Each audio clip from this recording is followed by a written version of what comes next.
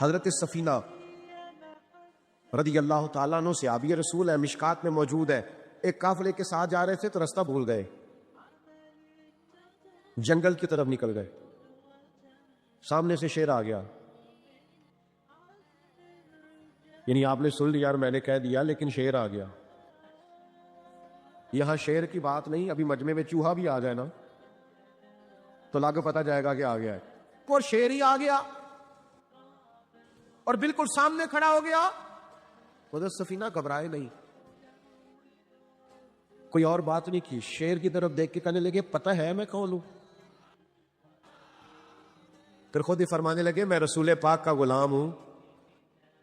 جب کہا نا میں نبی پاک کا غلام ہوں تو شیر نے رستہ چھوڑ دیا۔ میرے کریم فرماتے ہیں رب قیامت کے دن بندوں سے فرمائے گا کیا میں نے تیرے لیے کان اور آنکھیں نہیں بنائی تھی؟ کبھی اندھے سے مل کے دیکھے نا، کبھی بہرے سے بات کر کے دیکھے نا۔ رب فرمائے گا کیا میں نے تیرے لیے کان اور آنکھیں نہ بنائی تھی؟ اللہ فرمائے گا کیا میں نے تیرے لیے جانوروں کو کھیتوں کو مسخر نہیں کیا تھا؟ ہر جانور پر تو سواری کرتا ہے، جانوروں کے گوشت کھاتا ہے، جانوروں کا دودھ پیتا ہے، کھیت کے اندر ہل چلاتا ہے، اناج ہے، پھل ہیں، سبزیاں ہیں۔ وَالَّذِي خَلَقَ لَكُم مَّا فِي الْأَرْضِ جَمِيعًا، زمین میں جو کچھ ہے حضرت انسان کے لیے پیدا کیا۔ اللہ فرمائے گا تیرے لیے کان بنائے، آنکھیں بنائی، تیرے لیے مسخر کیا جانوروں کو، تیرے لیے مسخر کیا کھیتوں کو۔ پھر رب کہے گا میں نے تجھے خوشحالی دی، میں نے تجھے سرداری دی۔ پھر اللہ فرمائے گا یہ بتا کیا تجھے مجھ سے ملنے کا یقین نہیں تھا؟ کیا تجھے یہ خبر نہیں تھی کہ تیری رب سے بھی ملاقات ہوگی؟ تجھے اللہ کے حضور بھی حاضر ہونا ہے، تجھے اس کا یقین نہیں تھا؟ اور حدیث پاک کا جو آخری جملہ ہے وہ ہر دل پر دستک دیتا ہے۔ حضور فرماتے رب فرمائے گا میں بھی آج تجھے اسی طرح ہی فراموش کر دوں گا جس طرح تو نے مجھے بھلا دیا تھا۔ جا، تو نے اگر مجھے بھلا دیا تھا آج میں نے بھی تجھے فراموش کیا۔ دعا کرو ہمارے ساتھ یہ سلوک نہ ہو، ہم تو مالک کے کرم کی امید پر ہی قبر میں جائیں گے، اس کی رحمت کی امید پر ہی میدان محشر میں کھڑے ہوں گے۔ باقی پتہ سارا ہے سردار نو کیتی ادا، ایدہ پردہ پایا ہی تیرا پلا ہوسی، خبر تو ساری ہے، پتہ تو سارا ہے، علم تو سارا ہے۔ سب سے زیادہ ہم جانتے ہیں کہاں کہاں نافرمانی ہوئی۔ یاد رکھنا اس کے حضور کھڑے ہونا ہے، اللہ کے حضور جواب دینا ہے۔ اگر ظلم کیا ہے ملازم پر تو جواب پھر بھی دینا ہے، ظلم کیا ہے گاہک پر تو جواب پھر بھی دینا ہے، اگر ظلم کیا ہے پڑوسی پر تو جواب پھر بھی دینا ہے۔ فَوَرَبِّكَ لَنَسْأَلَنَّهُمْ أَجْمَعِينَ، محبوب تیرے رب کی قسم، اپنے لفظوں میں بات کروں، اللہ کہتا ہے محبوب میں نے تیرے رب دی قسم میں انہوں نے پوچھ لینا ہے، پوچھ لینا ہے میں نے ان سے سوال کرنا ہے۔ اما کانوا یعملون، جو یہ عمل کرتے تھے پوچھوں گا، سوال کروں گا۔ اور میرے نبی پاک صلی اللہ تعالی علیہ وسلم کے غلاموں، اگر ظلم کیا ہے بیوی پر حساب پھر بھی دینا ہے، اگر وراثت کی تقسیم پر زیادتی کی ہے بہن بھائیوں سے حساب پھر بھی دینا ہے، اگر تربیت ٹھیک نہیں کی اپنے بچوں کی تو حساب پھر بھی۔ تم سربراہ تھے ایک ادارے کے، ہمارے پاس امانتیں آتی تھیں، بچے پڑھتے تھے، مجموع کے مجمع تم سے عقیدتیں رکھتے تھے، لوگ تمہیں نیک سمجھتے تھے، ہاتھ چومتے تھے، پھول پھینکتے تھے، تم نے بڑی عزتیں سمیٹی، تم نے خوشحالیاں اور سرداریاں سمیٹی۔ فَوَرَبِّكَ لَنَسْأَلَنَّهُمْ، تمہیں حساب دینا ہے۔ آج بڑے بڑے لوگ حساب کے ڈر سے کانپ گئے۔ بغداد کے شیخ عبد القادر جیلانی حرم مکہ میں سر سجدے میں رکھ کے کہنے لگے مہربانی کرنا مجھ سے حساب نہ لینا۔ خواجہ حسن بصری کہتے ہیں میں حرم میں تھا، اپنے حجرے میں تھا، کسی کے چیخنے کی آواز آئی، یا اللہ معاف کر دے، یا اللہ معاف کر دے، حساب والے دن میرے اوپر نرمی کرنا۔ فرماتے میں نے کہا کوئی گناہ گار آہوزاری کر رہا ہے، میں جا کے تسلی دیتا ہوں۔ اور جب میں نے جا کے چہرہ دیکھا میں تو کلیجہ پھٹ گیا، وجود کانپ گیا، اور میں اس دعا کرنے والے کے قدموں سے لگ گیا۔ لوگوں تمہیں پتہ ہے وہ کون تھا جو دہائی دے رہا تھا کہ مالک حساب نہ لینا؟ وہ حسین کا کربلا میں تنہا بچ جانے والے صاحبزادہ امام زین العابدین تھے۔ وہ شیر خدا کا پوتا، فاطمہ کا جگر پارا، تعلیم امت کے لیے حرم مکہ میں اللہ کے حضور آہوزاریاں کرتا ہے۔ مالک وَلِمَنْ خَافَ مَقَامَ رَبِّهِ جنتان، اللہ کہتا ہے جو میرے سامنے کھڑے ہونے سے ڈرے گا میں 2 جنتیں دوں گا۔ امام زین العابدین حرم مکہ میں کہتے ہیں مالک حساب نہ لینا، مہربانی کرنا، پردے رکھنا۔ زین العابدین آپ کا تو پلو پکڑ کے ساری امت جنت میں جائے گی، آپ کے تو قدموں سے لگ لگ کے ہمارے باپ ہمارے دادا جنت میں جائیں گے، آپ کی دادی سیدہ پاک کے آنچل میں چھپ کے تو ہماری بیٹیاں پناہ مانگیں گی، ہماری مائیں ان کے قدموں سے لگیں گی، تو جنت کے راستے کھلیں گے۔ امت کو تعلیم دیتے ہیں ڈرو نہ، اپنی زندگی سنوارو نہ، اپنے شب و روز پر توجہ کرو، بدل نہ جائے یار۔ اب کچھ اپنی آخرت کا تصور نہ بنائے، کچھ اپنے رب سے معافی نہ مانگے، قیامت میں حساب دینا۔ وہ کہتا ہے تمہیں سامنے، اور نبی پاک علیہ الصلوۃ والسلام کی احادیث، آثار اور ساری چیزیں سامنے رکھ کے علماء نے ایک نتیجہ نکالا ہے۔ فرمایا قیامت کے دن سب سے پہلا حساب علماء کا ہوگا۔ انہوں نے عزتیں زیادہ سمیٹی ہے نا۔ یہاں ایک دفعہ ایک ایم پی اے صاحب آئے ٹائم لینے کے لیے، میں نے معذرت کر لی، میں نے کہا میرے پاس وقت نہیں ہے، تو مجھے کہنے لگے لوگ تو ہمارے پیچھے بھی بڑے ہیں۔ میں نے کہا آپ کو لوگ ووٹ دیتے ہیں، ہم پر لوگ جان دیتے ہیں۔ اتنی اگر سعادتیں سمیٹی ہیں تو پھر سنو نا، جنہوں نے یہ دعوے کیے ہیں کہ ہم دیندار ہیں، فرمایا پہلا حساب علماء کا ہوگا، دوسرا حساب مجاہدین کا ہوگا، تیسرا مالداروں کا ہوگا، اور فرمایا یہاں تک کہ اللہ تو صبح قیامت انبیاء کرام علیہ السلام سے بھی تبلیغ کے بارے میں سوال کرے گا۔ ہر ایک سے سوال ہونا ہے، ہم اپنی اپنی تیاری کریں قیامت کے روز کے لیے، آخرت کے دن کے لیے۔ یا ایھا الذین آمنوا اتقوا اللہ ولتنظر نفس ما قدمت لغد، اے ایمان والو اللہ سے ڈرو، اور ہر نفس یہ سوچے کہ میں نے آخرت کے لیے آگے کیا بھیجا ہے۔ آؤ آج اپنے اپنے اعمال کا جائزہ لے۔ ہمارے لیے آج شام کھانے میں کیا ہے یہ سب کو پتا ہے، اس ماہ میرے گھر میں کیا آمدن ہے، کیا خرچ ہے، یہ سب کو پتا ہے، لیکن رب کہتا ہے وَلْتَنْظُرْ نَفْسٌ مَا قَدَّمَتْ لِغَدٍ، یہ بھی دیکھ تو نے اپنی قبر کے لیے آگے کیا بھیجا ہے، آخرت کے لیے آگے کیا بھیجا ہے، یہ دیکھ قیامت والے دن کے لیے تیرے پاس سرمایہ کیا ہے، وہاں جب اللہ کے حضور حاضر ہونا ہے تیرے پاس پیش کرنے کو کیا ہے۔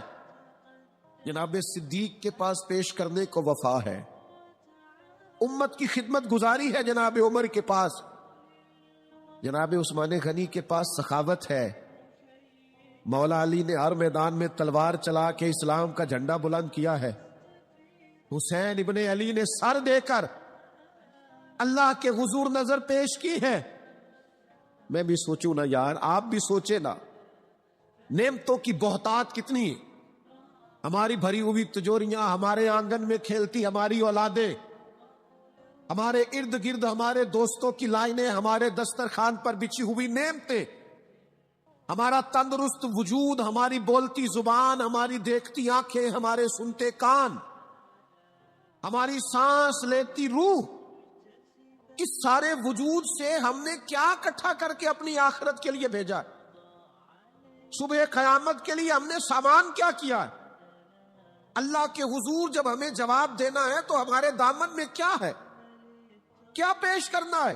آج اپنے دل سے، اپنی روح سے یہ سوال ہمیں ضرور کرنا ہے، اور ایک بار نہیں 100 بار کرنا ہے، اور بار بار کرنا ہے۔ نبی پاک صلی اللہ تعالی علیہ وسلم نے ارشاد فرمایا ہے، حضور فرماتے 5 سوال پوچھے گا رب قیامت کے دن، اور جب تک تم ان سوالوں کے جواب نہیں دو گے تمہیں ہلنے نہیں دیا جائے گا۔ ایک یہ پوچھا جائے گا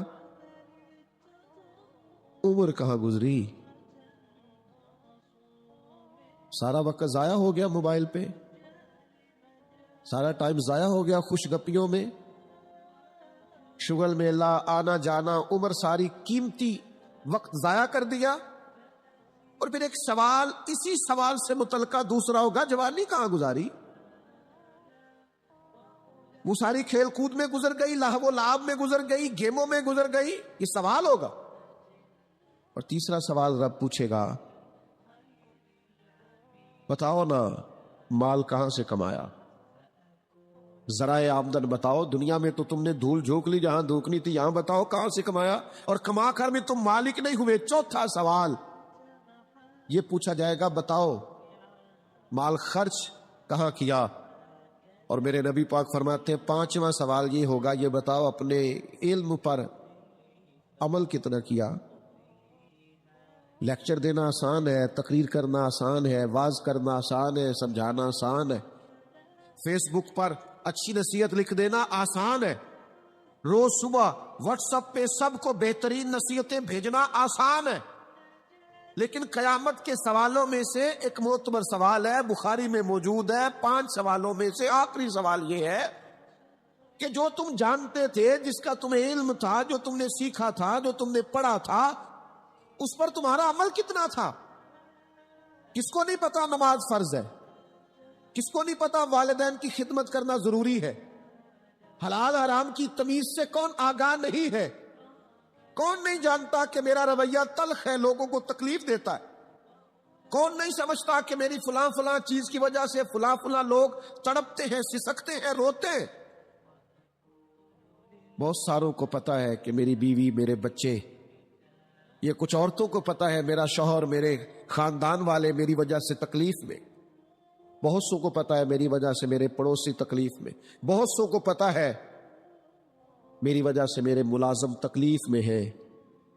تم سے پوچھا جائے گا اپنے علم پر کتنا عمل کیا، وہ جو تم جانتے تھے، جتنا تمہیں شعور تھا۔ آج پوری امت مسلمہ میں کیا ہو رہا ہے؟ تقریریں، واعظ و نصیحت، فقط واعظ و نصیحت۔ اقبال کہتے ہیں مسجد تو بنا دی شب بھر میں ایمان کی حرارت والوں نے، اور یہ دیکھنا کیا کہتے ہیں من اپنا پرانا پاپی تھا، برسوں میں نمازی بن نہ سکا۔ اور اقبال بڑا اپدیشک ہے، من باتوں میں موہ لیتا ہے، بڑی سونی باتیں کرنی آتی ہے ہمیں۔ اقبال بڑا اپدیشک ہے، یہ من باتوں میں موہ لیتا ہے، پر گفتار کا قاضی ہے یہ بنا، کردار کا غازی بن نہ سکا۔ گفتار کا قاضی غازی بننا آسان ہے، لیکن اپنے عمل میں نکھار لانا، ہاں۔ سب سے پہلے 2 چیزوں کا حساب ہونا قیامت میں، یاد رکھیے گا۔ اعمال میں سب سے پہلے نماز کا حساب ہوگا۔ حضور نے فرمایا کافر اور مومن کے بیچ فرق ہی نماز کا۔ اور حقوق العباد میں سب سے پہلے قتل کا حساب ہوگا۔ یہ 2 حساب سب سے پہلے، اور کچھ لوگ ایسے بھی ہوں گے جن کا حساب آسان ہوگا۔ نبی پاک علیہ السلام نے وہ 3 لوگ بھی بتائے ہیں جن سے میرا مالک آسان حساب لے گا۔ یا رسول اللہ کون کون سے؟ حضور نے فرمایا جس سے لوگ توڑتے تھے پر وہ جوڑتا تھا، رب آسان حساب لے گا۔ اور کریم فرماتے ہیں یہ آپ نے بھولنے نہیں، یہ لب لباب ہے ساری گفتگو کا، یاد رکھ۔ فرمایا جو تجھے محروم کرے اسے عطا کر، جو تجھ سے توڑے تو اس سے جوڑ، اور جو تجھ سے زیادتی کرے تو اسے معاف کر دے، اللہ قیامت میں تجھ سے آسان حساب لے گا۔ اللہ تیرے لیے قیامت میں آسانی پیدا کر دے گا۔ میرے بھائیوں، ایک اور بندہ بھی ہے جس سے قیامت میں بڑا آسان حساب ہوگا۔ کریم محبوب علیہ السلام نے فرمایا جس کے سینے میں حسد نہیں نہ ہوتا، جس کے دل میں بغض نہیں ہوتا، جس کے دل میں کینہ نہیں ہوتا، سانو تخت ہزارے دی لوڑ کی ہے، وہ اسی کسے دے کچھ بھی نہیں لگ دے، نہ کوئی ساڈا دردی۔ وہ جو سینہ بالکل، جن کا سینہ بے کینہ ہوتا ہے نا، کشادہ دل، سب کے لیے پیار، سب کے لیے محبت، سب کے لیے وارفتگی، ہر ایک، سارے سمجھتے ہیں مجھ سے ہی پیار زیادہ ہے، سینہ کشادہ ہے، دل بڑا ہے۔ فرمایا جن کے سینے کشادہ ہوں گے، بغض سے، عداوت سے، حسد سے، کینے سے پاک ہوں گے، اللہ قیامت میں آسان حساب لے گا۔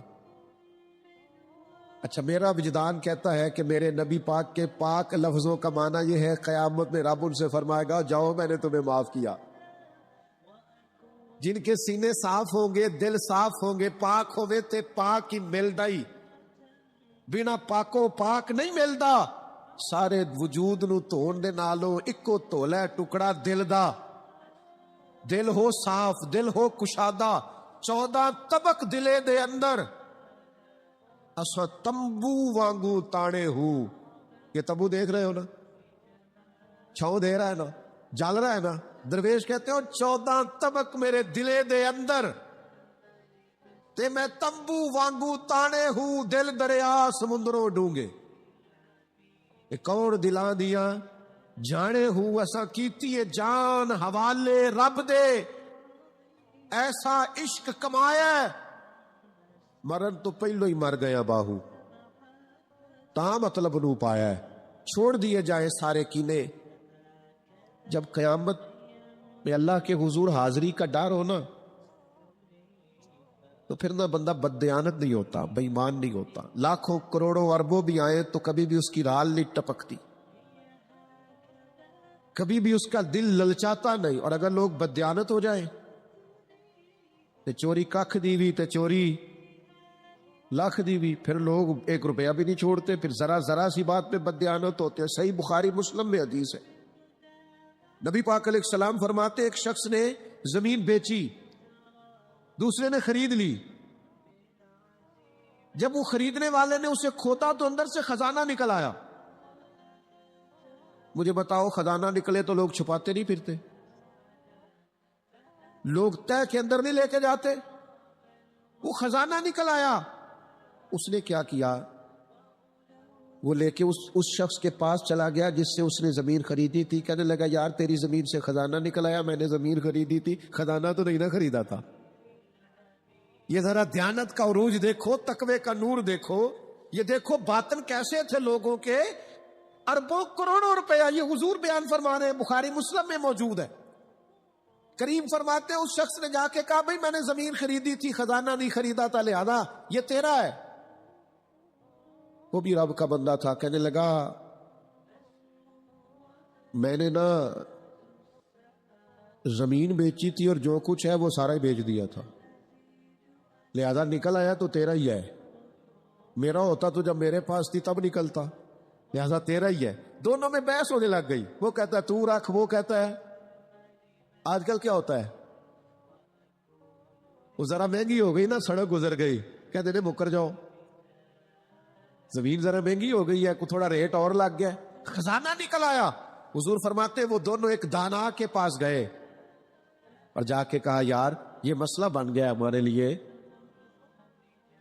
خزانہ نکل آیا زمین سے، تو اب میں اسے کہتا ہوں تو لے واپس، چونکہ تیری زمین سے نکلا ہے، تو یہ کہتا ہے میں نے زمین بیچی تو خزانہ بھی بیچ دیا۔ وہ دانا کہنے لگا تمہاری کوئی اولاد بھی ہے؟ ایک کہنے لگا میری بیٹی ہے، دوسرا کہنے لگا میرا بیٹا ہے، کہنے لگا دونوں کی شادی کر دو اور خزانہ دونوں کو دے دو۔ اور میرے بھائی جب حضرت شیخ ابو الحسن ایک درویش تھے مصر میں، ہر روز دعا مانگتے تھے، یا اللہ تاجر کی ان 2 بیویوں پہ رحم فرما، یا اللہ اس تاجر کی 2 بیویوں پہ رحم فرما۔ لوگوں نے کہا حضور یہ کیا معاملہ ہوا؟ فرمانے لگے یہاں مصر میں ایک تاجر رہتا تھا، اسے اکثر و بیشتر تجارت کی غرض سے ملک کے شام جانا پڑتا، تو اس نے سوچا وہاں نکاح نہ کر لوں، اس نے وہاں نکاح کر لیا، مالدار تھا، وہاں ایک بیوی رکھ لی، مکان رکھ لیا۔ اب یہ جو بیوی مصر میں تھی نا، اسے تھوڑا شک گزرا، بیوی بڑی گہری جاسوس ہوتی ہے، اسے سمجھ آ گئی کہ بدلے بدلے سے میرے محبوب نظر آتے ہیں، اسے سمجھ آ گئی کہ دھلے دھلے کپڑے آتے ہیں، وہ کیفیت ہی نہیں پہلے جو رنگ ہوتا تھا۔ ایک شخص کو پیسے دیے، کہا ذرا اس کی جاسوسی تو کر۔ شیخ فرماتے ہیں وہ ملک کے شام پہنچا، اس کے پیچھے پیچھے وہاں جا کے اس نے واپس آ کے خبر دی کہ تیرے شوہر نے تو نکاح کیا ہوا، لیکن اتفاق کی بات یہ کہ اس دفعہ جب یہ سفر سے آیا تو شدید بیمار تھا، بیوی حوصلے والی تھی، صبر والی تھی۔ اس نے سوچا کہ ذرا صحت اس کی ٹھیک ہوتی ہے تو پھر میں اس سے بات کروں گی کہ تم نے مجھے بتایا ہی نہیں اور نکاح کر لیا ہے، لیکن اس کی طبیعت ٹھیک نہ ہوئی، وہ زیادہ بیمار ہوا حتیٰ کہ انتقال کر گیا۔ اولاد کوئی نہیں تھی، اس بیوی نے عدت گزاری اور پھر جتنی جائیداد تھی اس کا وہ حصہ جو دوسری بیوی کا بنتا تھا وہ سارا اونٹوں پہ رکھا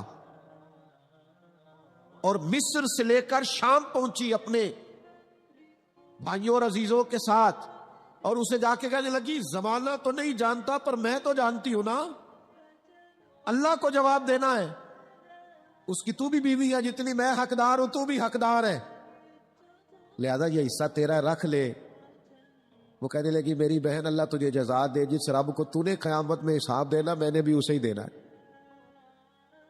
میرا شوہر یقیناً میرا شوہر تھا، میرا اس سے نکاح ہوا تھا، پر اس دفعہ جب وہ آیا تو شدید بیمار تھا، کہنے لگا شاید میں بچ نہ سکوں۔ وہ ایک مکان مجھے دے گیا، کچھ مجھے میرا حصہ دے گیا اور مجھے طلاق دے گیا، کہنے لگا کہ تو جہاں چاہے نکاح کر لینا، میری صحت مجھے لگتا ہے کہ اب وقت جانے کا آ گیا۔ کہنے لگی بہن چونکہ مجھے طلاق ہو گئی تھی اب میں اس میں سے حصے دار، شیخ فرماتے گواہ دونوں کے پاس کوئی نہیں تھا پر دونوں اللہ کو جواب دینا چاہتی تھی۔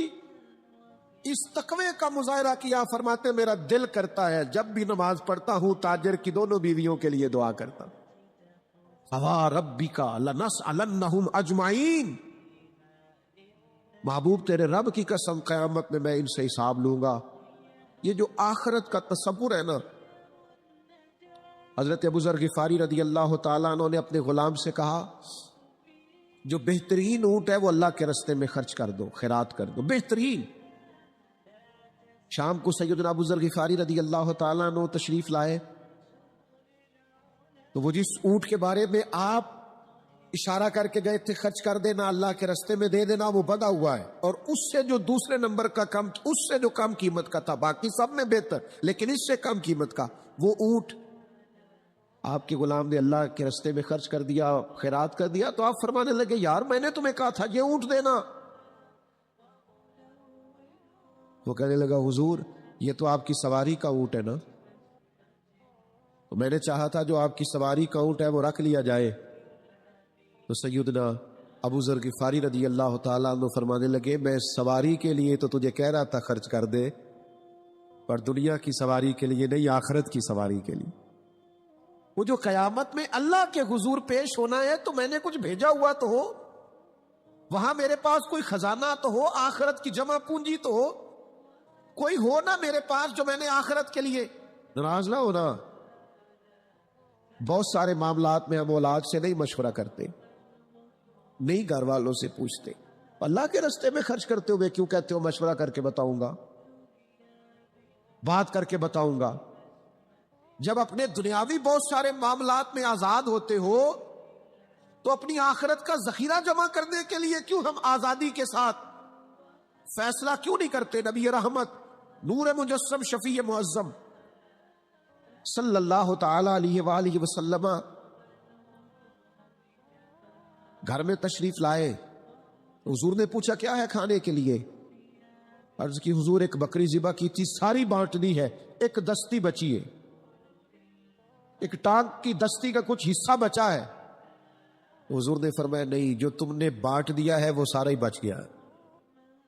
کیوں؟ وہ آخرت کے لیے جمع ہو گیا، وہ سارا بچ گیا۔ یہ جو تم نے کہا ہے نا یہ بچی ہے، یہ نہیں بچی، بچا تو وہ سارا ہے جو راہ خدا میں بانٹ دیا گیا۔ میرے عزیزو، اتنا بڑا مجمع ہے، ہزاروں کی تعداد میں آپ لوگ تشریف لائے ہیں، میں عاجز آدمی، آپ سب سے زیادہ گناہگار، صرف ایک پیغام دینا چاہتا ہوں، اللہ کے سامنے ہم نے کھڑے ہونا ہے، اپنی آخرت کی تیاری کریں۔ میں بھی آج نئے سرے سے اپنی زندگی پر غور کروں گا، آپ بھی نئے سرے سے اپنی زندگی پر غور کریں۔ میں بھی آج اللہ کے حضور صدق کے دل سے معافی مانگوں، ہم سب اللہ کے حضور حاضر ہیں، جمعہ پڑھنے آئے ہیں، معافی مانگے، سارے اپنے رب کی بارگاہ میں عرض گزار ہوں کہ ہمارا مالک ہمارے اوپر فضل کرے اور ہمیں ایسی توفیق دے کہ ہم اپنی آخرت کے لیے کوئی ذخیرہ کر سکے۔ آخرت کی فکر بڑی اہم چیز ہے۔ آخرت کی وہ کچھ لوگ کہتے ہیں نا فکر نہ کرو، فکر نہ کرو، فکر نہ کرو، سارے دوست یہی کہتے ہیں، آپ میرے قریبی ہیں، میں آپ سے کہتا ہوں فکر کرو، فکر کرو، فکر کرو، اور اپنی آخرت کی فکر کرو۔ 2-2.5 سال ظاہری طور پر عمر کم تھی حضرت صدیق اکبر کی نبی پاک سے، لیکن ایک دن حضرت صدیق اکبر نے عرض کی یا رسول اللہ صلی اللہ تعالی علیہ وسلم، میں دیکھ رہا ہوں آپ پر تو بڑھاپا آ گیا ہے، بال مبارک سفید ہو رہے ہیں۔ تو حضور فرمانے لگے سورہ ہود، سورہ واقعہ، سورہ مرسلات، فرمایا اس طرح کی صورتوں نے مجھے بوڑھا کر دیا۔ کیوں؟ ان میں قیامت کا ذکر ہے، ان میں آخرت کا ذکر ہے، اللہ کے حضور حاضری کا ذکر۔ ان صورتوں نے، ان کی فکر نے، حضور فرماتے ہیں یہ ترمذی شریف میں موجود ہے، مجھے بوڑھا کر دیا ہے۔ ہم بھی بوڑھے ہو گئے ہیں پر اولاد کی فکر میں، ہم بھی بوڑھے ہو گئے ہیں مال کی فکر میں، ہمیں بھی کچھ تھوڑی فکر کرنی چاہیے آخرت کی۔ آج سے تیاری شروع کریں، ابھی سے اپنی آخرت کے لیے غور و فکر شروع کریں۔ ایک بات عرض کر، آخرت کی فکر ہونا تو پھر بندہ بندوں کے معاملے میں بھی محتاط ہوتا ہے، بلا وجہ الزام نہیں لگاتا، بلا وجہ بدنام نہیں کرتا۔ میں نے آج آپ کی خدمت میں اس جمعے میں ایک خاص اپنے دل کا درد رکھنا ہے، کسی کے بارے میں بھی پروپیگنڈا چھوڑ دیں، کسی شخص کے بارے میں بھی غلط بات کرنی چھوڑ دیں، پڑوسی، دوست، احباب، محلے دار، جس کے بارے میں حقائق کا نہیں پتا، اس کے بارے میں ہمیں اللہ کے حضور حاضر ہونا ہے، جواب دینا ہے۔ کوئی بھی کسی بھی کی عزت پر ہاتھ ڈالنا چھوڑ دے۔ اسلام میں چور کی سزا ہاتھ کاٹنا ہے، لیکن اسلام پہلے غور کرتا ہے چوری کیوں کی، اسباب کیا بنے۔ حضرت عباد بن شرجیل رضی اللہ تعالیٰ عنہ کہتے ہیں میں نے اپنے پڑوسی کی باغ سے کچھ پھل لے لیے تھے، کچھ کھا لیے تھے، کچھ میں نے اپنی چادر کے پلو میں چھپا لیے۔ ابن ماجہ میں موجود ہے، مسند احمد میں موجود ہے، دیگر کئی کتب احادیث میں موجود ہے۔ فرماتے اس نے مجھے پکڑ لیا، حضور کی بارگاہ میں لے گیا، تو نبی کریم نے مجھ سے فرمایا کیوں چوری کی؟ بات کو سمجھنا۔ عرض کی حضور بچے بھوکے تھے، تکلیف میں آ گیا۔ اب پتہ اس چوری کے لیے حضور نے کیا فیصلہ کیا؟ نبی پاک اس کے پڑوسی سے فرمانے لگے جب بھوکا تھا تم نے روٹی کیوں نہیں دی؟ جب یہ جاہل تھا علم کیوں نہیں دیا؟ اور فرماتے ہیں میری سزا حضور نے یہ سنائی کہ 1 اونٹ بھر کے مال کا مجھے دیا گیا۔ دوستو، الزام تو لگا دیتے ہو کہ فلاں غریب آدمی بار بار مانگتا ہے، فلاں بار بار ستاتا ہے، فلاں قرض مانگتا ہے۔ اپنی آخرت سے ڈرے، دیکھے تو صحیح لوگ مجبور کیوں ہیں، تنگ دست کیوں ہیں، پریشان کیوں ہیں۔ اس جگہ پر جائیں، الجھے الجھے بکھرے بکھرے روز و شب، پوچھے گا کون؟